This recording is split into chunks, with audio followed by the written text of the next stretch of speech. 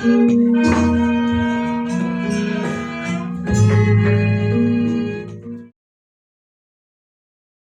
termuliakan Sang Buddha, Dhamma, dan Sangha, yang berbahagia pimpinan puja bakti, para romo dan ramani yang hadir, panitia, pengurus keluarga wihara, serta Bapak Ibu, saudara-saudari, selamat pagi, Namo Buddhaya.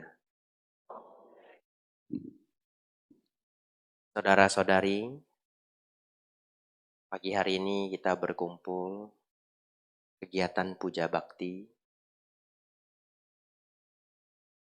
Puja bakti itu punya ciri khas ya. Yang pertama, ceramahnya biasanya tidak terlalu panjang. Ini maksimal 50 menit biasanya. Tapi tidak sampai. Palingan 40 menit. Kenapa tidak bisa panjang, Bante? Kami siap kok 2 jam. Saya yang tidak siap. Kenapa? Harus makan siang. Ya. Batasnya jam 10-an. Apalagi ada baca parita lagi nanti di penghujung kegiatan. Yang kedua, dari pengamatan saya, ya semoga saya keliru. Ya, semoga saya keliru. Dari pengamatan saya, umat yang hadir puja bakti itu konsentrasi mendengarkan dharmanya biasanya tidak sekuat dhamma kelas. Nah, jadi yang hadir malam biasanya konsentrasinya lebih kuat daripada yang hadir pagi. Di hampir semua wihara yang saya datangi. Tidak tahu kenapa. Ya. Jadi, saya sangat menyarankan saudara-saudari yang sudah sering puja bakti pagi, sesekali ikut kegiatan malam. Dhamma kelas, diskusi dhamma, meditasi, supaya ketertarikan terhadap dharmanya meningkat. Karena para biku, para penceramah tahu juga kelas malam itu lebih serius, pelajaran-pelajaran yang agak berat itu ditaruh di kelas malam. Jadi kalau Anda seringnya hanya datang di kelas pagi, nanti kemajuannya biasa-biasa saja. Baik, hari ini saya buat pertanyaan nomor 1 yang unik. Ya, coba saudara-saudari punya enggak jawabannya? Pertanyaannya begini, ini pertanyaan beneran. Mengapa hanya sedikit anak muda di wihara? Apakah Buddhisme akhirnya akan hilang? Ini masih hebat ini. Puja bakti di Surabaya masih ada anak mudanya. Ini termasuk hebat ini. Ada satu provinsi, saya mau cerita nama provinsinya ndak enak, kota kecil sebenarnya, ya dekat Wihara Mendut. Nah itulah kode yang sudah paling bisa saya kasih. Dekat Wihara Mendut. Yang kalau puja bakti pagi, yang datang 11 orang. Terus semuanya tua. Semuanya tua.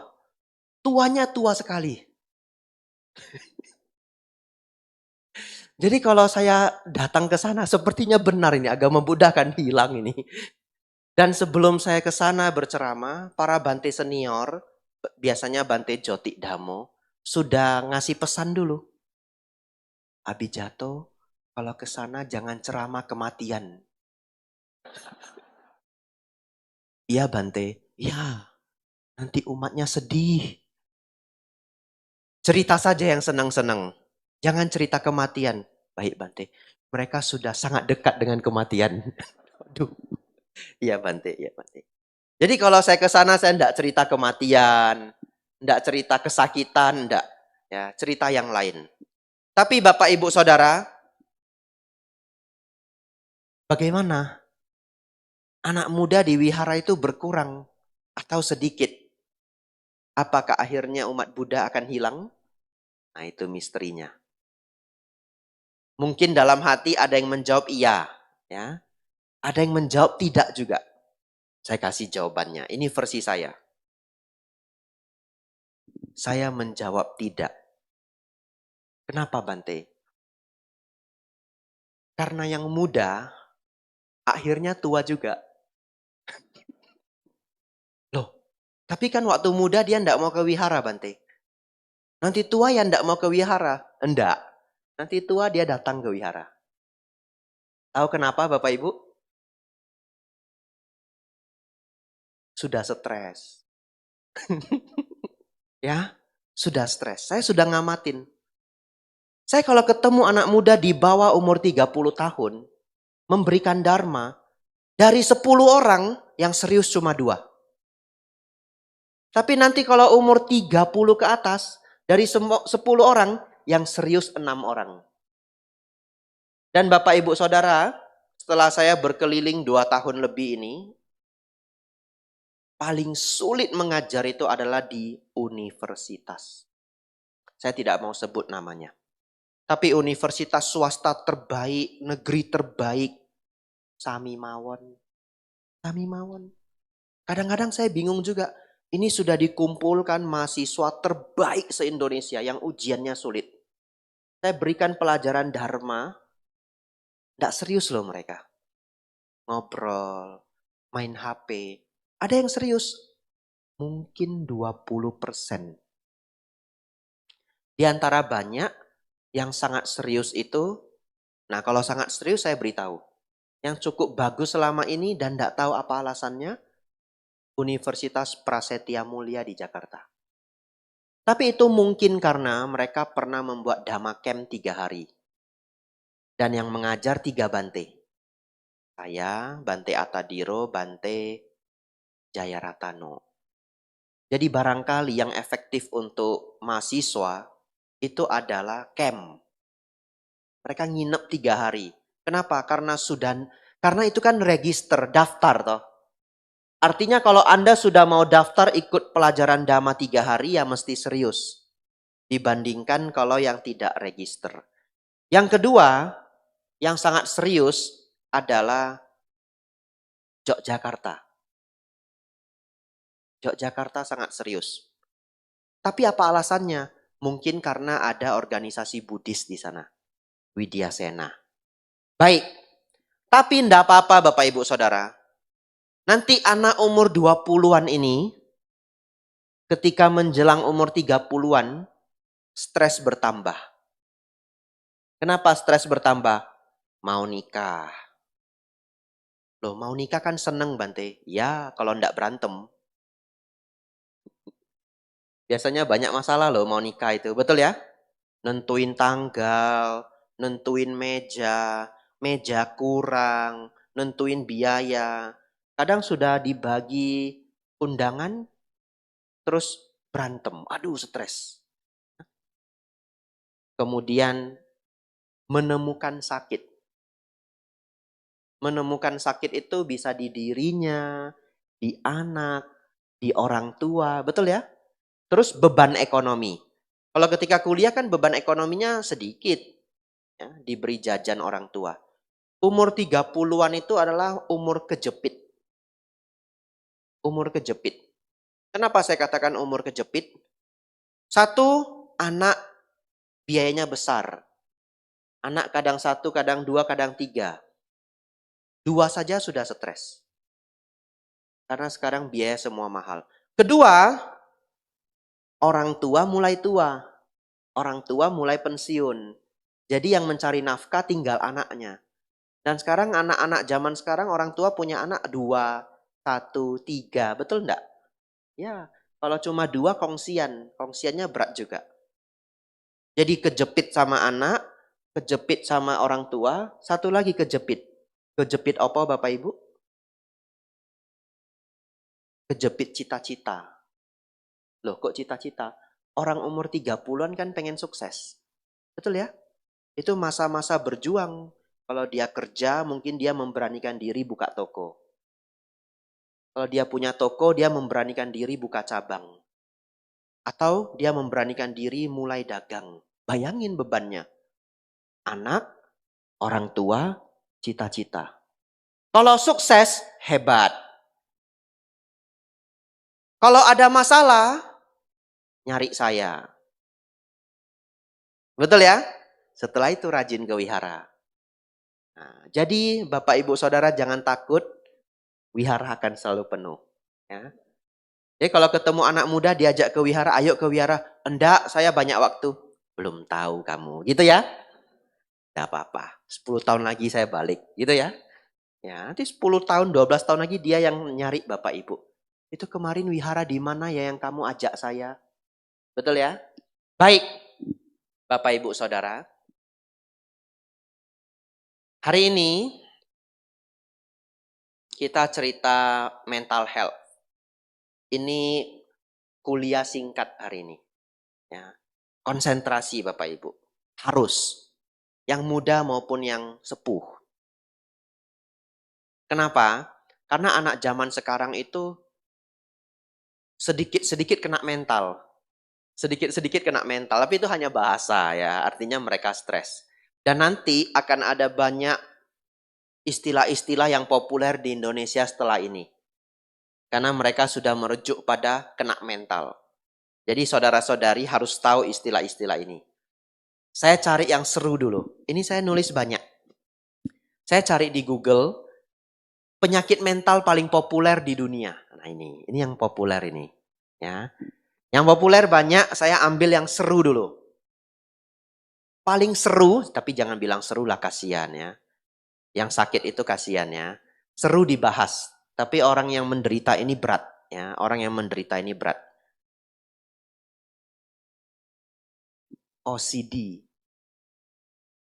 Siapa pernah mendengar OCD? Sedikit ya. Ya, ada yang tidak tunjuk jari juga enggak apa-apa. OCD itu, tadi saya sudah hafal ya. Saya selalu hafal, karena saya lulusan psikologi. Pas duduk di sini grogi. Ya, obsessive compulsive disorder. Ya, OCD. Obsesif. Ya, obsesif. Disorder itu kerusakan atau ketidaksesuaian. Ya, jadi terjadi ketidaksesuaian karena obsesif. Gangguan ini berat bagi penderitanya. Saya kasih contoh orang dengan gangguan ini. Contoh orang yang sehari bisa nyuci tangan 30 sampai 40 kali. OCD. Contoh kedua, ada loh orang, saya dengar dulu dari dosen saya. Dia kalau mau keluar pintu, dia harus ketuk dulu sisi pintunya 4. Tuk tuk tuk tuk tuk tuk tuk tuk tuk tuk tuk tuk. Dia baru mau masuk. Kok aneh Bante? Iya. Kalau nggak aneh namanya normal. Karena aneh namanya OCD. Tapi itu semua ada backgroundnya. OCD itu karena memiliki pikiran yang mengganggu. Dan pikiran yang mengganggu itu hanya bisa dihilangkan dengan rutinitas. Satu jenis rutinitas. Kadang aneh, kadang normal, kadang biasa. Yang nyuci tangan itu kan biasa atau orang nyuci tangan. Tapi bisa 30 kali sehari, 40 kali sehari. Kok bisa Bante? Contoh. Ini contoh penyebab awalnya. Misalkan dia seorang suster, satu ketika dia merawat pasien. Pasiennya sakit, infeksi paru-paru, infeksi ginjal. Setelah diobati penyakitnya makin parah, makin parah, makin parah, makin parah, meninggal. Setelah meninggal dia baru tahu, muncul laporan, ternyata pasien itu selama ini HIV AIDS. Syok dia. Dia takut apa Bapak Ibu Saudara? Tertular. Saking stresnya, dia sering cuci tangan. Awalnya tidak sadar. Dia jadi takut dengan semua pasien. Karena ternyata setiap pasien walaupun datang tidak didiagnosa HIV AIDS, bisa saja HIV AIDS. Kayak pasien yang kemarin, betul ya? Udah diobati, meninggal, oh HIV AIDS. Sejak itu dia ketakutan sendiri. Setiap kali memegang pasien, cuci tangan. Setiap kali megang pasien, cuci tangan. Kalau itu masih normal, betul ya? Gawatnya, hari Minggu atau hari libur, Di rumah pun dia nyuci tangan setiap 10 menit, 15 menit. Kan enggak pegang pasien. Itu disebut OCD. Ya, sudah enggak pegang pasien. OCD. Obsessive Compulsive Disorder. Ya, OCD. Nah, lanjut ya.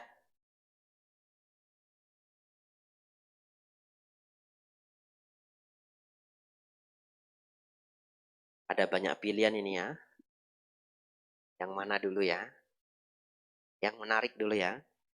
Bipolar. Pernah dengar bipolar? Apa bipolar Bapak Ibu? Apa? Kepribadian berbeda bukan. Kepribadian ganda juga bukan. Nah, kalau kepribadiannya ganda, kita sebut multi personality. Kepribadian ganda. Ini sangat jarang. Sangat jarang. Tapi ada. Kalau multi personality, kepribadian ganda, aneh banget. Aneh banget. Misalkan di dalam dirinya ada dua kepribadian. Satu Anton, satu Tony. Ya. Dan Anton dan Tony ini beneran dua orang yang berbeda. Kalau di Indonesia namanya kerasukan. Oh iya dong. Ya tiba-tiba dia datang. Saya Tony. Saya mau pulang. Bante mau kemana? Mau pulang. Pulang kemana Bante? Ya rumah saya di Malang. Aneh nih. Ini kok pakaian saya kok begini? Baju saya mana? Tiba-tiba saya jadi Tony. Namanya? Di Indonesia namanya kerasukan. Ya, tapi penyakit itu multi personality. Ada satu badan punya dua kepribadian, ya. Dan kadang-kadang sangat anehnya kepribadian itu bisa sangat berbeda. Contoh, yang satu anak umur 10 tahun, yang satu bapak-bapak umur 50 tahun. Lebih aneh lagi, kadang-kadang bisa yang satu laki-laki, satu perempuan. Lebih aneh lagi, satu badan bisa lebih dari dua kepribadian. Bisa 4, bisa 7, bisa 11. Seumur hidup, saya belum pernah bertemu pasien demikian. Beneran. Ya, terus terang, walaupun itu adalah bidang keilmuan, mungkin kalau saya ketemu, saya akan sangat bingung. Mungkin dalam hati kecil saya akan punya pemikiran. Ini beneran atau acting ya? Ngerti enggak maksud saya? Ya, tapi saya juga tidak tahu. Ya, saya juga tidak tahu. Tapi itu adalah gangguannya. Multi personality. Terus bipolar, Bante, bipolar gimana? Bapak Ibu harus tahu bipolar loh. Kenapa? Terkenal. Ya, terkenal. Bipolar itu perubahan mood yang ekstrim. Ya, perubahan mood yang ekstrim. Dan bisa tiba-tiba. Contoh. Dan penderita bipolar itu cukup banyak. Bahkan orang-orang terkenal. Ya, ada artis di Indonesia bipolar. Ada artis di luar negeri bipolar. Britney Spears bipolar. Ya. Begini, orang bipolar itu dia punya 2 episode dalam hidupnya. Dan Bapak Ibu perlu mengerti bipolar. Karena kalau nanti ketemu temannya bipolar, kita bisa bantu dia. Ya, kita sudah tidak kaku lagi, tidak terkejut. Orang bipolar itu satu episode depresi. Jadi dia tiba-tiba depresi. Besok, misalkan depresinya sudah habis. Ganti. Episodenya manik. Manik episode. Happy dia tiba-tiba. Ya. Jadi kalau ketika dia depresi dia tidak seberat orang depresi. Karena kan dia bukan penyakit depresi. Ya. Dia penyakitnya bipolar. Nanti ada penyakit depresi saya jelaskan. Tapi dia disebut episode depresi. Ketika dia sedang episode depresi, apa yang terjadi? Dia semuanya pesimis. Semuanya pesimis. Tidak bisa ini, sulit. Tugasnya ini tidak masuk akal. Mana bisa selesai 10 hari? Aduh, kalau begitu saya tidak sanggup lah. Saya resign aja. Untuk apa ngerjain hal seperti itu? Semuanya pesimis. Dan kalau Anda tahu dia penderita bipolar, Anda iya-iya aja. Iya-iya aja. Ya, nanti besok dia sudah ganti topik. Besok gimana? Saya sudah ketemu ide. Oh, jangankan 10 hari. 3 hari siap. Ini caranya begini loh. Begini, begini, begini. Nanti ya, 5 tahun yang akan datang, ini mau saya beserin. Cabang harus 5. Dia lagi manik. Lagi semangat 45. Semua idenya keluar. Minggu depan, pesimis lagi. Stres lagi, cari Anda. Gak bisa ini. Gawat. Begitu ya. Kepribadiannya tidak ganti. Orangnya nggak ganti. Orangnya sama, tapi dia punya 2 episode. Dan itu bisa dipicu sangat banyak hal. Sangat banyak hal. Makanan, stres, dan sebagainya. Dan gangguan itu bakat. Saya ulangi. Gangguan bipolar ini bakat. Apa artinya bakat, Bapak Ibu? Diturunkan oleh orang tua. Bakat. Artinya kalau bakat, bukan karena dia lemah, ya karena memang dia punya bakat. Apalagi yang bakat, Bante? Diabetes. Diabetes bakat ya? Ini bakat bahasa kedokteran. Ya, diabetes itu bakat. Tensinya tinggi, itu bakat. Ya, kalau orang tuanya tensi tinggi, umumnya anaknya tensinya tinggi. Jadi gangguan-gangguan mental ini banyak yang bakat. Karena kita tahu gangguan mental ini banyak yang bakat, kita jangan menertawakan orang yang menderita ini. Tapi kita bantu. Bukan dia manja, bukan dia lemah. Tapi itu bakat, mau bagaimana lagi. Kita bantu. Dan orang yang menderita ini harus belajar penyakitnya sendiri. Sehingga nanti dia bisa normal. Ya. Jadi siapa yang punya gangguan seperti tadi misalkan atau keluarganya, cari psikiater yang baik, dokter jiwa yang baik ya, lalu konsultasi ya. Di mana cari yang baik, Bante? Ya barangkali kalau psikiaternya juga tinggal sering puja bakti ke wihara, biasanya itu psikiater yang baik ya. Atau cari yang sesama Buddhis misalkan. Ya, atau tanya temennya. Karena bipolar ini ada obat, namanya mood stabilizer. Begitu diminum moodnya bagus selama berbulan-bulan. Tapi tidak harus mengkonsumsi obat. Karena ada yang mengatakan konsumsi obat itu ada efek sampingnya. Kalau tidak konsumsi obat, dipelajari sebaik mungkin supaya tidak terkena masalah-masalah yang memancing ya. Bahasa Inggrisnya trigger. Baik, kita langsung lanjut ya. Saya hanya bahas sedikit hari ini. Hanya 5 Bapak Ibu. Sudah 2 saya bahas ya. Saya tidak tahu kenapa Bapak Ibu kok jadi tegang semua. Depression. Depresi. Ya, ini depresi beneran. Kalau tadi depresinya episode bipolar. Ini jauh lebih berat. Bukan pesimis lagi. Ya, orang yang depresi itu bahkan bisa merasa hidup itu tidak ada gunanya. Ya. Depresi juga bakat.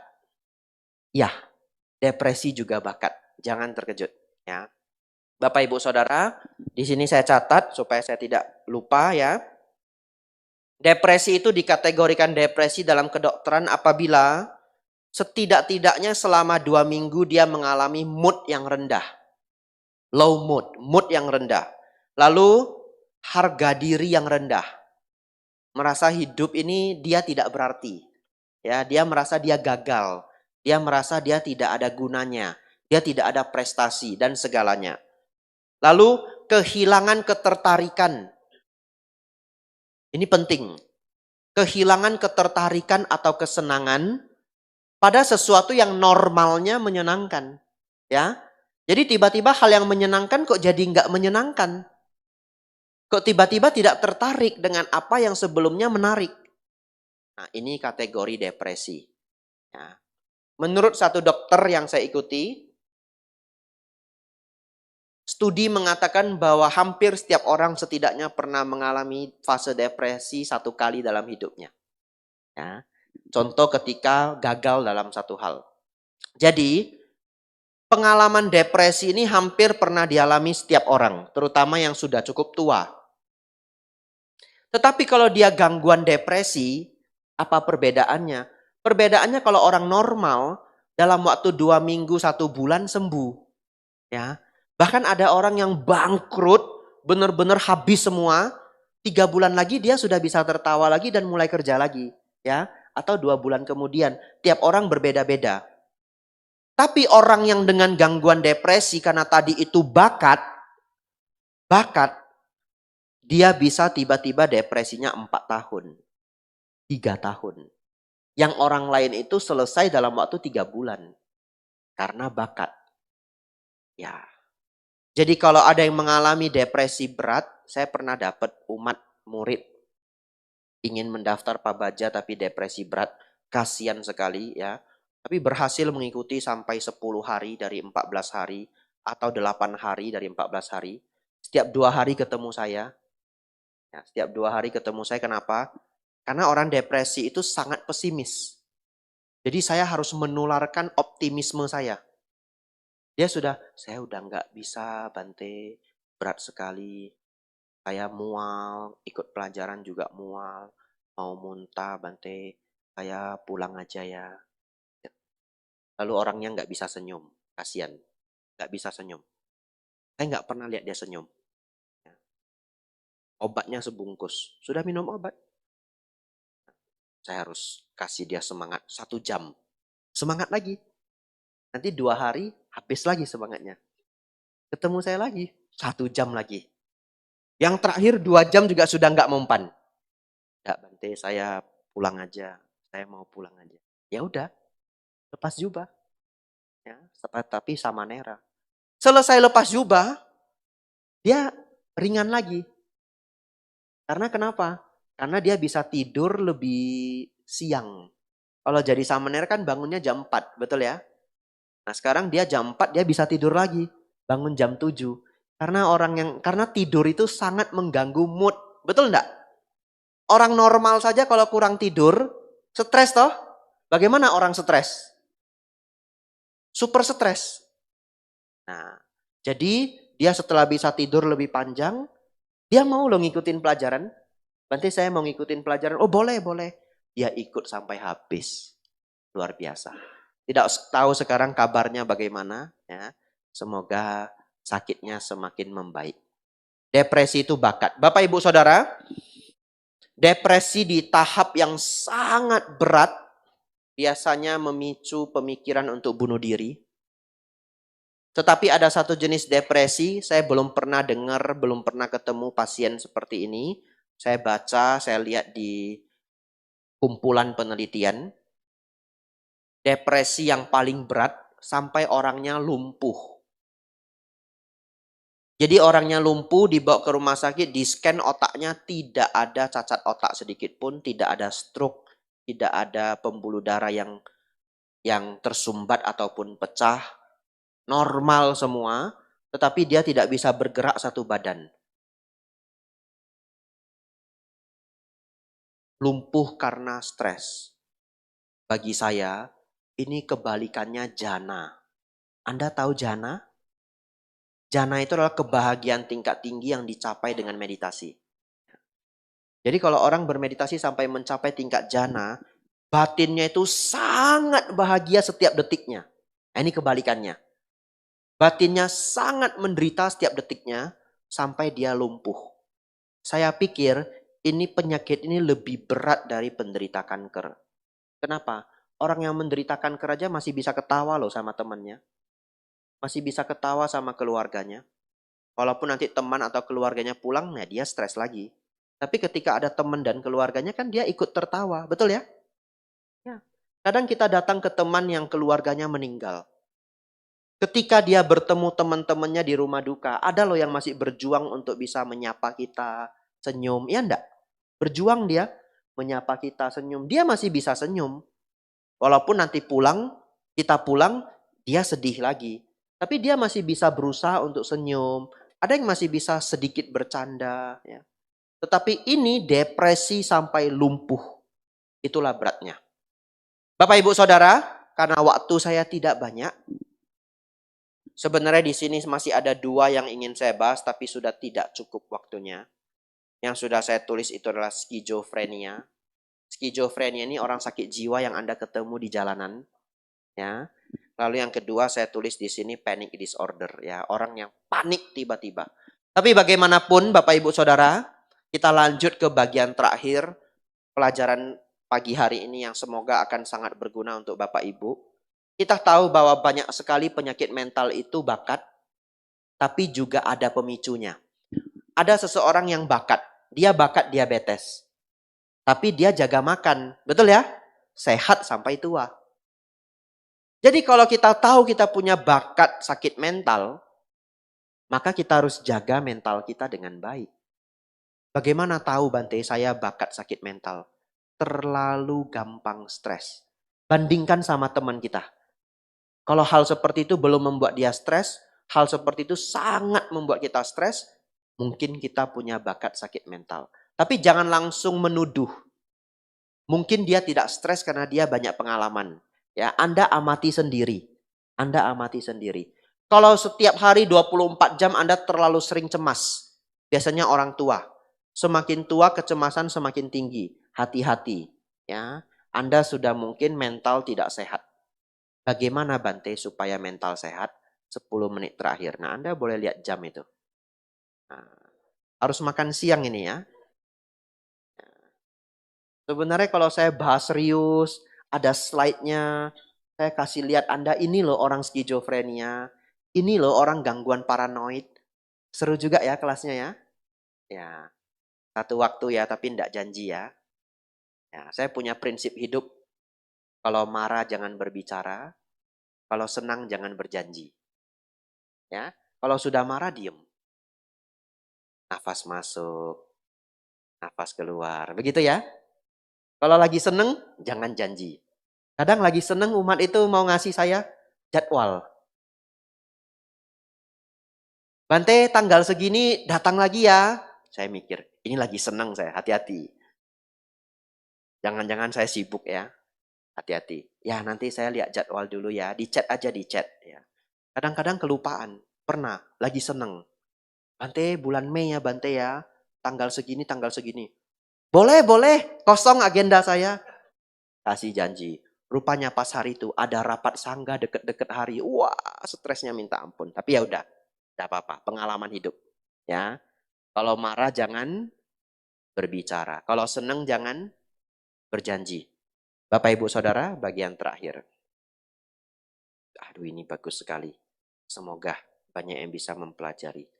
Bagaimana ajaran Sang Buddha supaya mental kita kuat? Wajib ini diketahui. Wajib. Nomor 1. Detachment. Itu nama kerennya. Pasti minggu depan lupa. Detachment. Tidak melekat. Ya. Belajar jangan terlalu melekat pada hal-hal yang bersifat material. Ya. Di dalam Dharma Sang Buddha mengatakan, segala sesuatu anicca. Yang hari ini teman, besok pun bisa berpisah. Betul ya? Berpisah karena apa? Karena konflik bisa. Karena apa? Pindah kerja bisa. Pindah rumah bisa. Pindah alam juga bisa. Ya. Sayang sesayang-sayangnya harus paham anicca. Segala sesuatu tidak kekal. Hari ini Anda punya badan yang sehat, harus dijaga dengan baik sambil sadar, ya nanti tua juga, ya. Dan kalau nanti sudah ketuaan datang bisa menerima. Supaya apa? Tidak terlalu stres. Hari ini Anda punya ini, punya itu, punya ini, punya itu, dihargai, dijaga sambil paham, ya. Ini pun akan berlalu. Yang baik, yang buruk semua akan berlalu. Tapi bukan berarti pesimis, nanti depresi. Tetapi ketika Anda punya hidup yang baik, gunakanlah kesempatan itu untuk belajar dhamma. Ya, karena ketika hidup Anda baik, Anda punya banyak waktu. Ketika hari ini misalkan ekonomi Anda baik, ya Anda punya banyak waktu. Karena nanti kalau ketika ekonomi Anda terganggu, Anda harus lembur, betul ya? Apakah yang kerja, apakah yang dagang, Anda harus lembur. Jadi ketika semuanya sedang baik, belajar dhamma. Belajar mengurangi kemelekatan pada semua hal, ya. Kalau kemelekatan Anda sudah lebih berkurang, itu ditandai dengan barang yang Anda sukai, jatuh, lecet, Anda tidak terlalu sakit hati. Itu pertanda Anda sudah ada kemajuan, ya. Ya, satu ketika mobilnya lecet, sret, cukup banyak. Terus Anda turun, waduh lecet, anicca. Itu ya. Wah, dalam hati, lulus saya ini Dharma, saya lulus. Kelas Bante Abhijato saya lulus. Jangan senang dulu. Itu karena Anda pas bawa mobil yang tua. Ya, nanti Anda ganti Pajero Sport ya. Sret. Nggak bisa gitu ya. Mau Anica nggak bisa.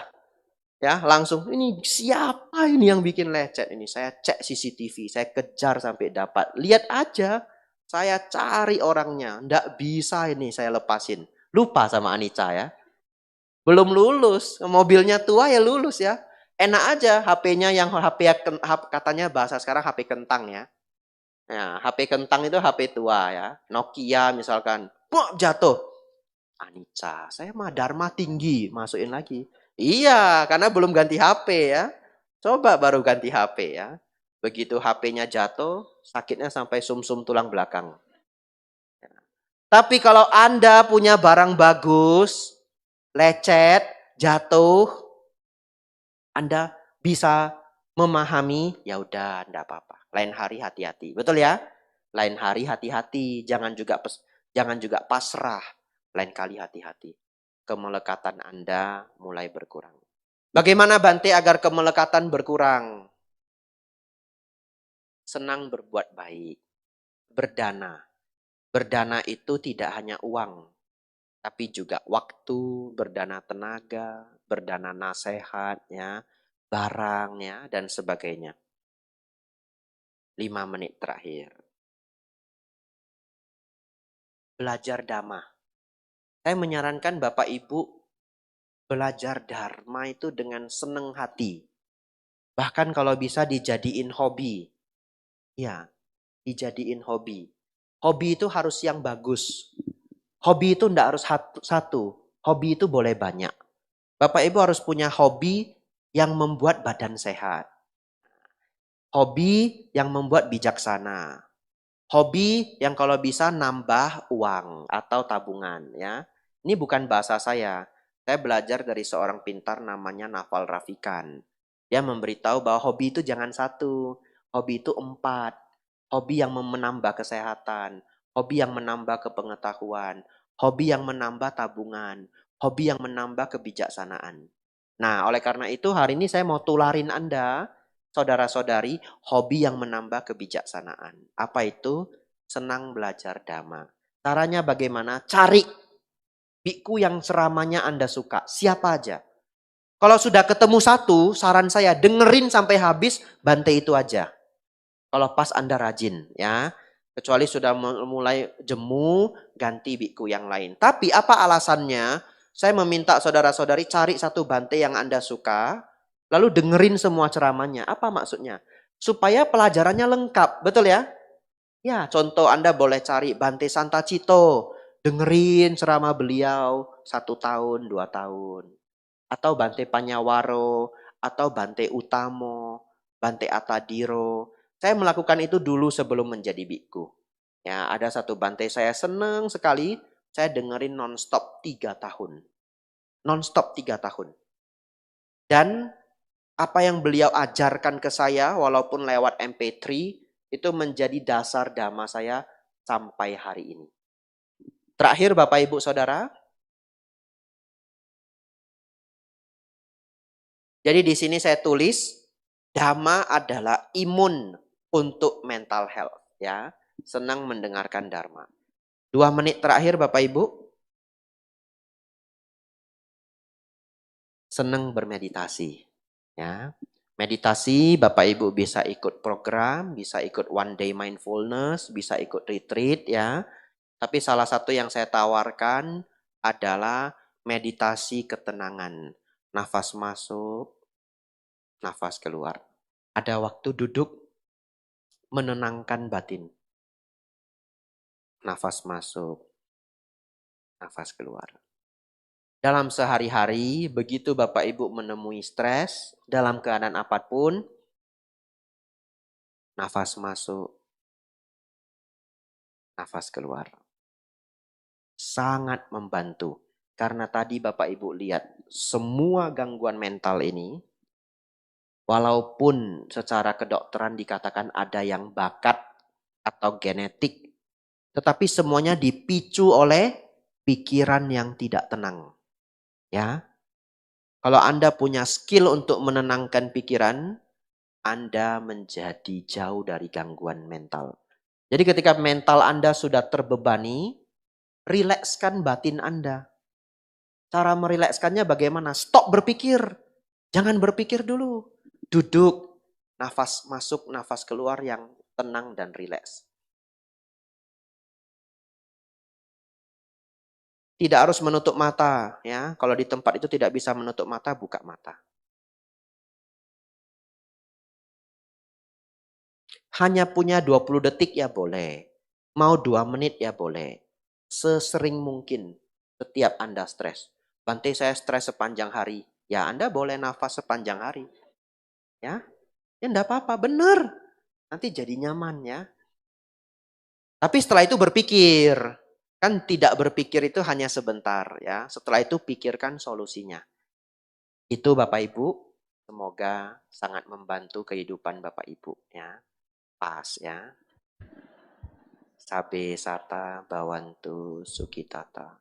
Semoga semua makhluk hidup berbahagia.